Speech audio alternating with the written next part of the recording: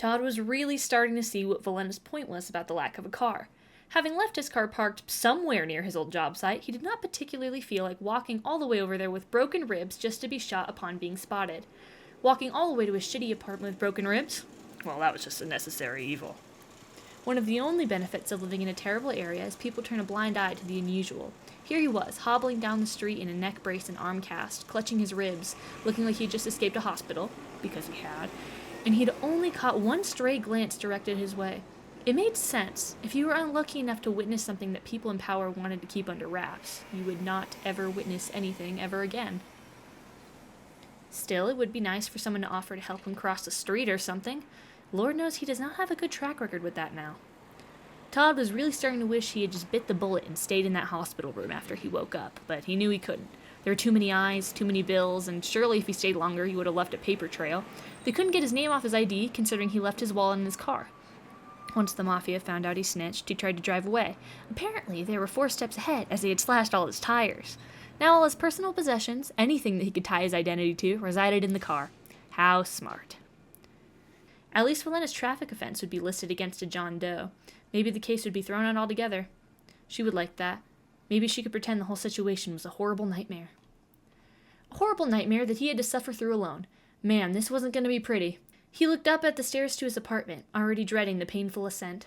He took the stairs one at a time, rather than the 3 at the time sprint he would normally be doing. He felt his ribs ache in protest, and had to bite his tongue to keep from crying out. Eventually, after a few minutes that felt like years, he made it to the top of the stairs. Now to just get his keys and unlock the door. The keys that are currently sitting in the ignition of his car. Fine, he would just call a locksmith. Would cost him a pretty penny, but better than sleeping outside. He just needs to dial the number and... he left his phone in the car too, didn't he? God fucking damn it! He kicked the door as hard as he could, which in retrospect was maybe the worst possible thing he could have done. The sound he made when his bruised and battered leg hit the door definitely alerted his neighbors to his presence. After a long, pleading talk with the landlord, he finally managed to convince her to give him a spare key. He didn't even have to show her any ID. What a good tenant he must be for her to recognize him instantly. Sure, she started demanding that he pay for the hole he punched in the wall last week, but that was but playful banter. He stepped into his dingy apartment like it was an oasis after wandering the desert for miles. The air was stale and smelt like cigarette smoke. That was another testament to how little he cared, considering he has never smoked tobacco a day in his life. Must have been left over from the last tenant. Speaking of leftovers, he was fucking starving. He hobbled over to the fridge and opened it. What was inside could hardly be described as food. He had moldy Chinese food, ketchup, expired pickles. Oh, God, he's gonna need some income and fast. He needs to get a job. But if he's honest, he wouldn't even hire himself right now. He had to get these casts off. How do you get casts off? His eyes flitted to the side, catching sight of the knife block. He grabbed a bread knife and hoped it would do the job. It was all about the, serration, right? Wow, he was way too sober to be considering this. Good thing he still had a batch of product he had yet to sell. After self-medicating, he sat himself on the edge of the countertop in his bathroom, turned towards the mirror. Holy shit, he really did look like a mess. Well, God had given him the tools necessary to fix himself up, so he had to do it. He leaned over the sink and started to saw into the brace, covering his neck, using his good arm. Okay, it was definitely working. He watched as the blade slunk deeper and deeper into the padding surrounding his neck. Now that he's thinking about it, his neck was never stated to be broken in the report he got from that doctor, so it was entirely unnecessary to give him a neck cast. In fact, it definitely cost the hospital money. He smiled, thinking about that terrible, terrible doctor being fired for this blunder. Ah, that stung. He probably should focus on not slicing into his neck. He watched as a thin line of blood trickled down into the spongy white material. At least he was done. He reached up and tried to pry off the cast now that a full incision had been made, with a series of motions not unlike a cat desperately trying to take off a collar. Eventually, it peeled off and fell to the floor with a thud. Cool. He moved his neck around, rolling his head. His head didn't fall off. That bodes well for the Dr. Drawman getting fired theory. He smiled at himself in the mirror before realizing how stupid he looked, stopping and returning to the task at hand. Getting rid of this arm cast. Cash smashed, am I right? Who needs him? He had plenty of broken bones as a kid that were left to fester until they stopped looking broken. And look at him now. Alive. Somehow. He started sawing the blade back and forth across the cast. Wow, okay, that was definitely starting to hurt. Maybe this wasn't such a good idea after all. He felt a certain level of detachment from the scene before him, likely because of the auspicious cocaine use. He looked down at his arm. He was already mostly done. The fact that he was losing track of the passage of time did not bode well, but he had no time to ponder that. Both of his arms were shaking, and he felt a bead of cold sweat go down the back of his neck. He just had to hold in there for a few more seconds, and it would be done. As the blade finally ripped through the last piece of material, pain shot up his arm in one final warning. Well, no going back. He used his good hand and ripped the cast away as fast as he could. Considering how rigid it was, it painfully dragged against his arm. Not wanting to get evicted, he bit his tongue again to avoid screaming out in pain. The taste of blood flooded his mouth. He heard as the arm cast clattered to the floor next to the previous one, but his vision was overtaken by black spots. Oh God, do not pass out, do not fall on your broken arm. He leaned against the mirror, using all of his willpower to stay conscious. And he succeeded. Ha! Take that! Todd 1, passing out 3. He's catching up! Speaking of mirrors, he turned to look at himself, to finally take in his normal appearance. His black hair was shiny with grease, complementing his face that was drenched in sweat from the whole broken arm thing. His shitty dollar store sunglasses were gone, likely knocked off of his face in the crash. The eye bags were in fact very noticeable, as were the incredibly dilated pupils that hid his purple irises. Damn, he missed the glasses. He had a significant amount of stubble, considering he hadn't had the time to shave the past few days. He was wearing a hospital gown, as they probably had to cut off his clothes or something in the crash. A shame, too. He really thought that outfit made him look cool. He still looks cool. He watched as his face fell into a grimace. Oh God, no one was going to hire him. He still looked like a fucking thug. There needed to be some serious changes, now. He pushed himself off of the bathroom counter with his good arm, almost slipping and falling on the discarded casts. He made his way towards the hallway closet, reaching blindly up to grab the shoebox he kept on the top shelf. He grabbed it, balancing it on his thigh and using the wall to support the back of the box before opening it. $20. He needed to start saving or investing in gold or something. Well, it was enough to buy a new outfit at least. Off to the store he went. He really needed a win today, and he sure got it. One of the perks of looking like you just walked out of a car crash is that shoplifting gets way easier. What kind of teenage clerk is going to stop a man who clearly does not care if he lives or dies? After climbing the stairs of doom and despair, he makes his way back to his bedroom and lays out his haul on the bed, or rather, the stained mattress on the floor that he uses as a bed. He's been doing some thinking, and the best way to get hired with the state of the world right now is to look like the most harmless, pathetic nerd possible. If Valena could make it in the world, so could he, right? All of his loot was essential to this plan. The items newly in his possession are a box of hair bleach, a pair of nerdy box glasses like Valena owns that he stole from the example frame section of the eyeglass store, a sweater vest he found on clearance, and an entire rotisserie chicken. Oh yeah, it's all coming together. Now came the matter of figuring out how to put on hair bleach with one arm, and without a brush, or gloves. Shit. After an admittedly short amount of time, he was ready. He stood in front of his bathroom mirror like a soldier ready for battle. His right arm, the good one, was covered up to the elbow in saran wrap. The bleach powder had been mixed with the developer atop the landscape that was his similarly saran wrap covered bathroom counter. Well, no backing out now. Today was the day of changes and bad decisions. He started to smear the mixture on his scalp, carding his fingers through his hair to make sure the bleach distributed somewhat evenly. He started to feel a soft buzzing sensation on his scalp. That meant it was working, right? Cool. After an uncomfortably long period of time staring at himself in the mirror, he figured that he covered the majority of his hair. If it ended up that he missed a spot, he was just going to have to live with it. Now, he was supposed to leave it in for around 30 minutes, so it was the perfect time to actually eat something. He hopped off of the counter, ignoring the dreaded black spots that kept appearing when they thought he wasn't looking. He made his way to his beloved floor mattress, laying with his right side down on the mattress, dragging the bag of rotisserie chicken toward him before opening it and proceeding to munch on it. This might be the best thing he's ever eaten. It's been so long. After he devoured more and more of the lukewarm rotisserie chicken, he felt his eyes begin to drift closed on their own. For the first time in a while, he was relatively safe and not running for his life. He could enjoy it for just a few more seconds, couldn't he? He could just set an alarm on his phone to wake him up. Todd startled awake to the sound of gunshots coming from somewhere outside his apartment building. And the Mafia found him? Were they shooting into the air to get his attention? Probably not, actually. He felt his shoulders sag as the tension dissipated.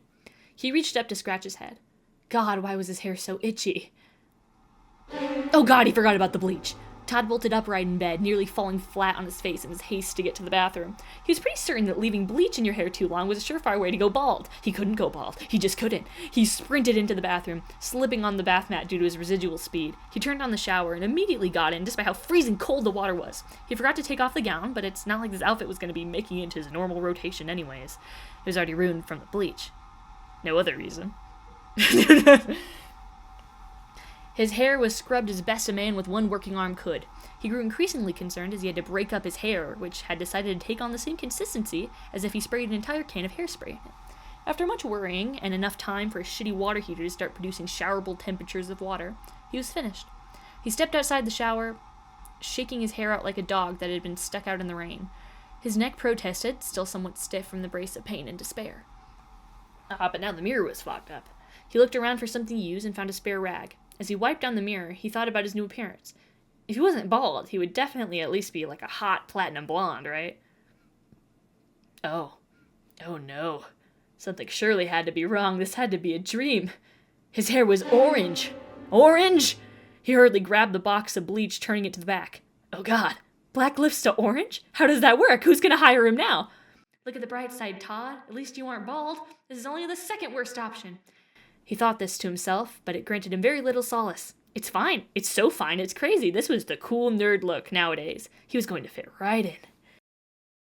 After disassociating long enough to dry off, he donned his full persona. This had to work. If it didn't work, he was dead. If it didn't work, it meant that he really didn't have his best ideas while on cocaine. Then he would owe Ben $10. He combed his hair, with many, many tangles. Wow, the damage was extensive. Proceeded to put on one of his fancy button-ups with the clearance sweater vest on top, some random leather pants he must have bought at a thrift store and forgot about, and a choker and earrings one of his ex-girlfriends left at his house years ago. This process took quite a while, as button-ups are absolutely miserable to put on when one of your arms is a few inches of meat away from falling off. Wow, he has never looked worse. The man in the mirror was unrecognizable. If he saw himself 15 years ago, he would have shoved himself down the stairs and demanded his own lunch money. It was perfect. He would never suspect himself of being an ex-con now. He would go straight into Barnes & Nobles and demand a position, and they won't be able to resist giving it to him. Watch out, world. Here he comes, right after he does a few more lines in celebration. It turns out that the current job market was absolutely horrid, and by that, he means that every job definitely needed some form of ID that he could not obtain. His driver's license was in the car that he was never getting back, and he really didn't feel like calling up his estranged father to get anything else. Barnes & Nobles didn't want him, and neither did the local Starbucks or McDonald's. He couldn't even get hired at McDonald's. That's how royally screwed he was. Oh well, like he said earlier, his life is in a state of perpetual disrepair. The fact that he even tried to go about this the right way was astounding for him. This was God telling him to do what any self-respecting criminal would do and rob some random convenience store. He took a quick pit stop back home to stuff his spare gun into the waistband of his pants, and top up on his pain medication. With a smile on his face and his fate already sealed, Todd walked down the street, looking for a suitable place to rob. It would have to be someplace close to his house, considering he didn't exactly have a getaway car. After a few minutes of walking, he happened upon a coffee shop that he'd never been in before. Good, they wouldn't recognize his face. The sign above the door read, "The Day's Respite." That was the weirdest, most medieval-sounding name he'd ever heard for a coffee shop. Otherwise, the tea outside of the building was rather unremarkable for the area. A few broken windows that had been boarded up, graffiti tags covering most of the area of the walls. Jesus, these people might not even have any money for him to take, but you missed 100% of the shots you don't take. These people were small fries, the perfect people to try out his new persona on. He walked into the cafe and heard the telltale jingle of a bell above him, signaling his arrival. The cashier, a man in his 20s with a partially shaved head and a navy blue mask covering his nose and mouth, looked at Todd and waved. "Welcome in," the cashier said, sounding bored as all hell. Well, he would sure give him something entertaining to watch. "What can I get for you today?" "Oh, could I just get His hand ghosted over the outline of the gun in his pants. Damn it, he actually was really thirsty. Give me a second to look at the menu. He walked up to the side of the counter, looking at the menu.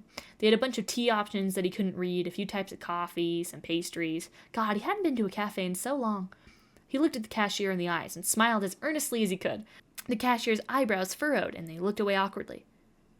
"Could I just get a tea?" "What kind?" "Fuck, what kind?" What do you recommend, good sir?" I don't know." They stared at each other for a few moments. Todd cleared his throat. You drink the drinks here, right? What do you usually get? The green tea. You can put it on pastries, too. Oh.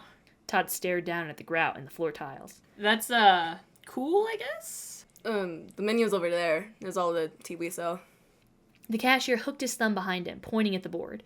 What did this guy, no name tag he checked, think he was trying to decipher for the past 5 minutes? Did the guy think he was incompetent? Todd clenched his fist, trying not to let any of his rising anger show. Yeah, I'm aware. Is this your first day or something? Nope. The cashier monotoned, the last syllable popping. Okay, can I just get a normal tea? Just the standard, average tea that everyone gets? I assumed you guys got other customers from time to time, but maybe I was mistaken. Shit, his snark was starting to come through. Breathe, Todd. Like a green tea? Sure, a green tea! What size? You decide! Okay, a large. You want sugar in that? Why not? Okay. How much sugar? Todd was glad the cashier's eyes were glued to the terminal they were tapping the order into because he was sure the glare he was giving him could only be described as murderous. I don't know, 3? 3 cubes, 3 grains. The cashier looked up, raising their eyebrow at Todd. Todd truly considers grabbing the gun and ending this conversation. Cubes? After a few taps, the cashier crosses their arms. Alright, that'll be out in a moment. Can I, get a name for the order? Todd. Oh, holy shit, he was about to give his name to the cashier that will almost certainly be interviewed by the police later. But now it's been too long. He's hesitating. It's suspicious they're gonna catch him. Atticus. Just Atticus. Okay. Just give me a second. Todd watched as the cashier walked towards the back of the counter and started brewing tea. Was this the only employee in the store? Holy shit, this would be easier than he thought. This guy was an idiot. A sinister grin spread across his face at how remarkably clean this job was going to be. It was wiped off of his face right before the cashier, barista, turned back around. Can't show his hand too early. The barista slid over the drink to him. Now is his chance, he thought, grabbing the pistol. Here, it's, on the house. What? What?